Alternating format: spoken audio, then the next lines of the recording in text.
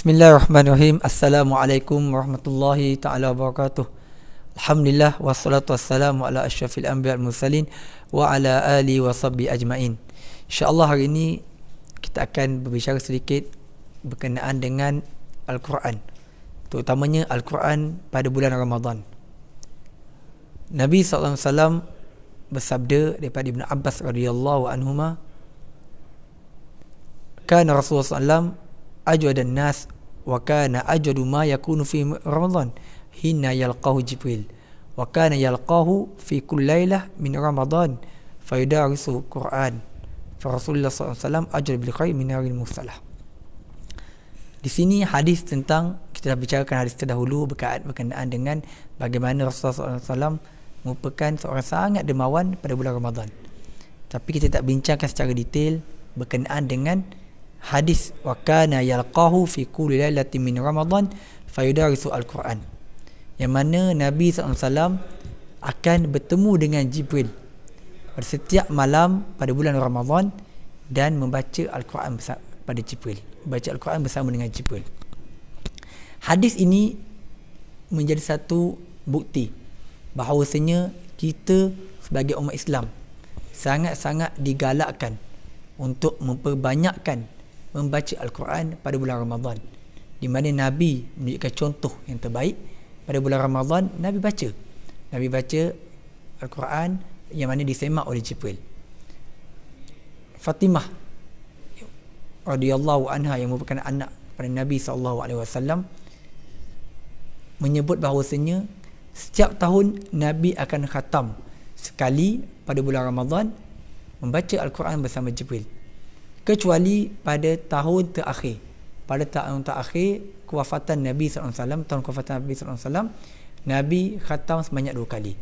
Jadi apabila kita baca Al-Quran, kita cuba untuk khatam paling kurang sekali pada bulan Ramadan, sebenarnya kita mengikut contoh Nabi SAW.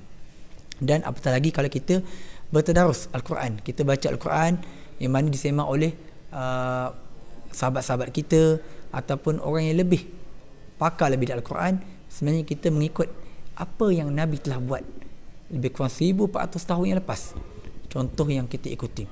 Dan daripada hadis ni juga boleh kita ambil keluar manfaat daripadanya. Antaranya adalah Al-Quran ini, terutama pada bulan Ramadan, sangat-sangat disunatkan untuk banyak dibaca pada waktu malam, kerana Nabi SAW membacakannya pada waktu malam. Antaranya lain yang kita dapat pada hadis ini, kita disunatkan ataupun digalakkan untuk berkumpul membaca Al-Quran dan saling menyemak bacaan. Dan ini semua apa yang Nabi buat. Jadi kalau kita kumpul, tidak ada masalah lah untuk kita baca Al-Quran, seorang baca seorang semak. Tapi kalau tidak ada sekiranya zaman yang waktu ataupun musim yang tak boleh berkumpul ramai-ramai, boleh jadikan ahli keluarga kita, isteri kita, anak-anak kita, abang kita, adik kita, untuk kita berkumpul, kita semak bacaan Al-Quran. Dan dia memberi kita lebih semangat untuk baca Al-Quran, untuk cuba khatam Al-Quran paling kurang sekali pada bulan Ramadan ini. Nabi SAW pada bulan Ramadan akan baca Al-Quran dalam solat lebih banyak berbanding pada bulan-bulan lain. Pada bulan lain Nabi bangun malam, Nabi solat malam, tapi pada bulan Ramadan Nabi akan baca lebih banyak.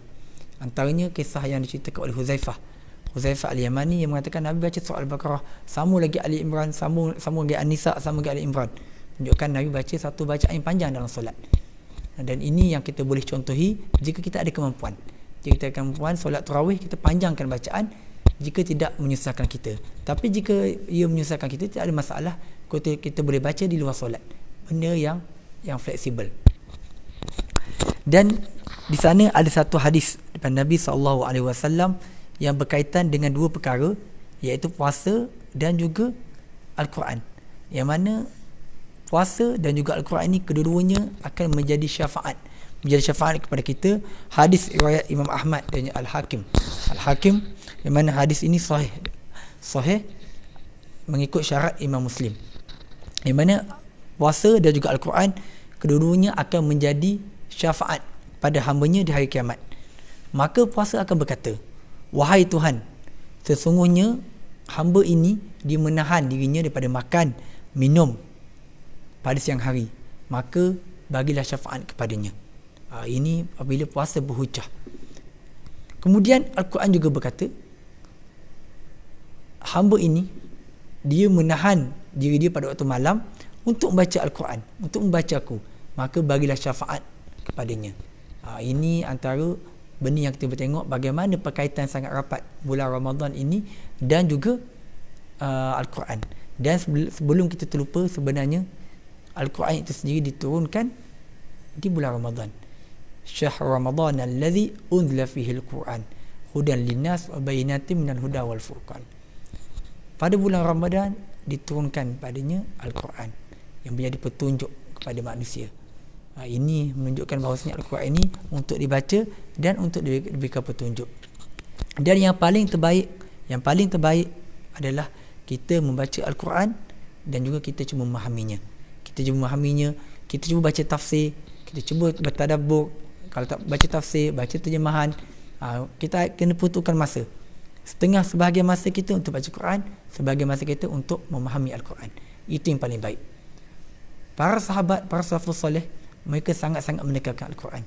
Imam Malik sebagai contoh, apabila masuk bulan Ramadan, dia akan tinggal segala majlis ilmu, majlis bacaan hadis, majlis ilmu, semua ditinggal untuk fokus membaca Al-Quran.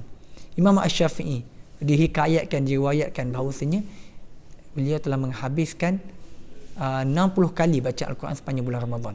Para sahabat ada yang menghabiskan 2 kali sehari, ada yang menghabiskan 3 kali sehari, maknanya mereka baca 10 juzuk.